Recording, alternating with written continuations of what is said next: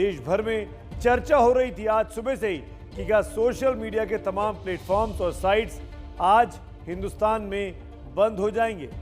इस चर्चा की अहमियत हिंदुस्तान में सोशल मीडिया के यूजर्स की संख्या दरअसल बता देती है। भारत में व्हाट्सएप के करीब 53 करोड़ यूजर्स यानी हर लगभग तीसरा भारतीय व्हाट्सएप पे है। यूट्यूब के करीब 44 करोड़ 80 लाख यूजर्स हैं। फेसबुक के करीब 41 करोड़ यूजर्स हैं। इंस्टाग्राम को करीब 21 करोड़ लोग इस्तेमाल करते हैं और ट्विटर को करीब 1 करोड़ 75 लाख लोग हिंदुस्तान में इस्तेमाल करते हैं। इसीलिए जब उनको पता लगा कि सोशल मीडिया के प्लेटफॉर्म के पास अब सरकार उनकी लिमिटेशंस करने जा रही है तो क्या ये वेबसाइट बंद हो जाएंगी, इसी को लेकर चर्चा रही। सोशल मीडिया के प्लेटफॉर्म के पास इतने यूजर्स हैं जितने कई देशों की आबादी भी नहीं है। इन साइट्स पर लोग अपनी राय रखते हैं तो इनका गलत इस्तेमाल भी जमकर होता रहा है। सरकार ने 3 महीने पहले गाइडलाइंस जारी की थी जिन्हें लागू करने की मियाद आज खत्म हो गई।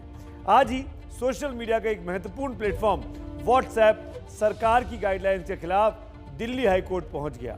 कुल मिलाकर अब व्हाट्सएप और सरकार के बीच तलवारें खींच गई हैं। मेरे सहयोगी अंकित गुप्ता और विकास भदौरिया की ये स्पेशल रिपोर्ट देखिए तो आप समझ जाएंगे कि आपका व्हाट्सएप, आपका फेसबुक कितने दिन और चल पाएगा।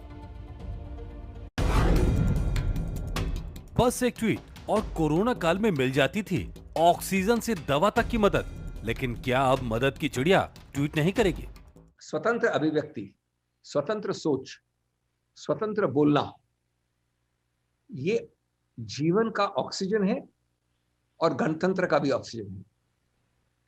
आपने वैसे और क्षेत्रों में ऑक्सीजन की इतनी कमी पैदा कर दी है, आज आप इस दूसरे ऑक्सीजन को कम नहीं करिए।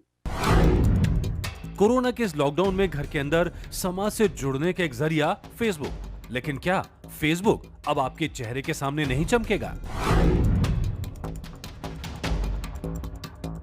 बस एक व्हाट्सएप और अपनों से आपका सीधा संबंध कायम, लेकिन क्या संबंधों को जोड़ने वाला यह पुल अब टूट जाएगा?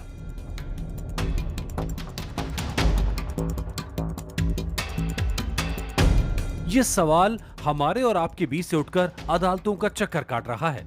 आशंका जताई जा रही है कि सरकार और सोशल मीडिया प्लेटफॉर्म्स की तनातनी के चलते सरकार सोशल मीडिया पर बैन लगा सकती है। इसकी वजह है 25 फरवरी को जारी दिशा निर्देश। 3 महीने में इनका पालन किया जाना था।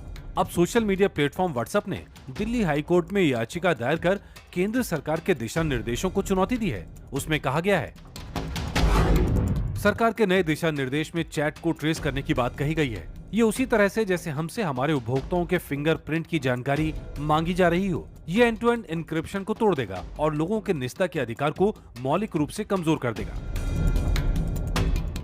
केंद्र सरकार ने अपने आदेश में कहा है कि व्हाट्सएप को 2 लोगों के बीच हो रही बातचीत का ब्यौरा अपने पास रखना होगा और जब कभी सरकार उसकी मांग करेगी तो वो सरकार के सामने पेश करना होगा।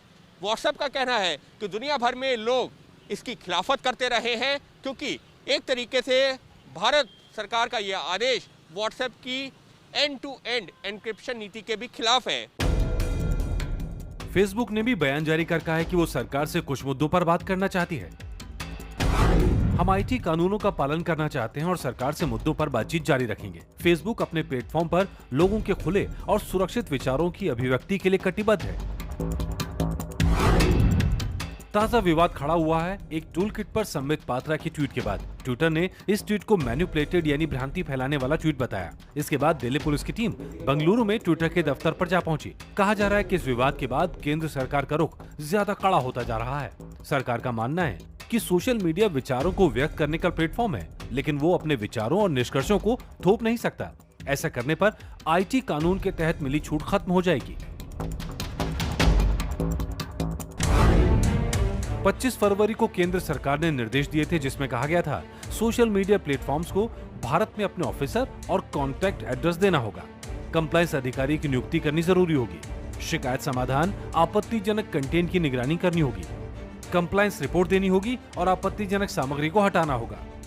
आईटी मंत्रालय के उच्च स्तरीय सूत्र ने एबीपी न्यूज को बताया कि ट्विटर और सोशल मीडिया साइट्स को वो एक और ईस्ट इंडिया कंपनी नहीं बनने देंगे।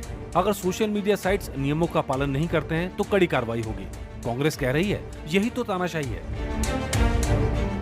आदेशों के आधार पर ये कहेंगे कि तुम बताओ मुझे फर्स्ट ओरिजिनेटर का नाम, या मैं कहता हूं कि देश की सुरक्षा, अक्षुण्णता या विदेशी रिश्तों में आघात है, इसलिए इस आदमी को रोक दो, इसको ब्लॉक कर दो, और मेरा आदेश नहीं मानोगे तुम तो मैं एक्ट के अंदर की सुरक्षा चक्र हटा देता हूं तुम्हारे से। तो फिर क्या रह गया निजता का? पहले सोशल मीडिया कंपनी को इंटरमीडियरी माना गया था, यानी सिर्फ माध्यम थे। अगर इन पर कोई आपत्तिजनक जानकारी आती भी थी तो ये जिम्मेदारी से बच जाते थे। लेकिन अब नए कायदे कानून में ये स्टेटस छीन सकता है। लेकिन क्या ये अभिव्यक्ति की आजादी छीनने जैसा मामला भी है?